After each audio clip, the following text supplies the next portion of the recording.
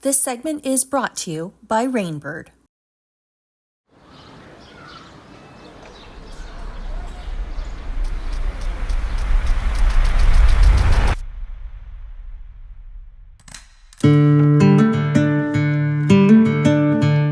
Orton Englehart was quite interesting in what he was able to accomplish and what he did, and didn't realize it was a big deal at all. He probably in some sort of way was a kind of a genius ahead of his time, and a kind of a misfit in that sense. And so you go over in a corner and tinker. And I shouldn't call it tinkering because it's more important than that. John Englehart, who was Orton's father, came to Glendora and learned about growing trees. That was kind of what started, I think, the interest of the Englehart family in the citrus area. Well, in Glendora, it was a farming community, mainly citrus crops, and everyone pretty much knew each other. My dad's father was a cousin to Orton. My memories of him are kind of vague because he was very shy. He was an only child. He loved the nature and agriculture. He loved growing things, and he loved experimenting. You know, obviously he experimented with a better way to get water to the trees. In Glendora, the rainfall was irregular, and they had to use groundwater, so they had to pump. And so there was a cost to the oil or the gas required to pump to push the water through the system out to the sprinklers. And Orton was trying to, I think, reduce his cost for farming.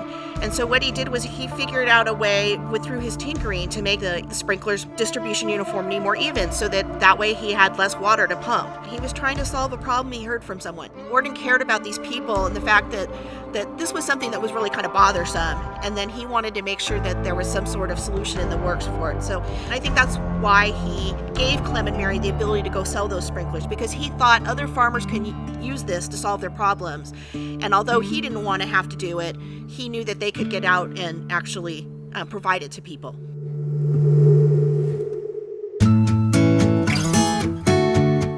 When you look at Orton Englehart's original design of the impact sprinkler, in those early designs, you could see, he was a tinkerer, because he took what he had available to him and was able to make prototypes that he could test and then iterate to make it better. The first sprinkler that he did was a full circle sprinkler, and then he came back with a second patent, which was for a part circle sprinkler. And a part circle sprinkler would be one that it could stop anywhere from 20 degrees to 340 degrees. And so that was a type of sprinkler they might use in a corner of a field or along an edge of a field. If you look at Orton's patents, he has obviously a patent on the impact sprinkler, but he has several other patents. And these patents were all issued over the next 10 or 15 years. And so he had a pretty long relationship with developing products for Rainbird.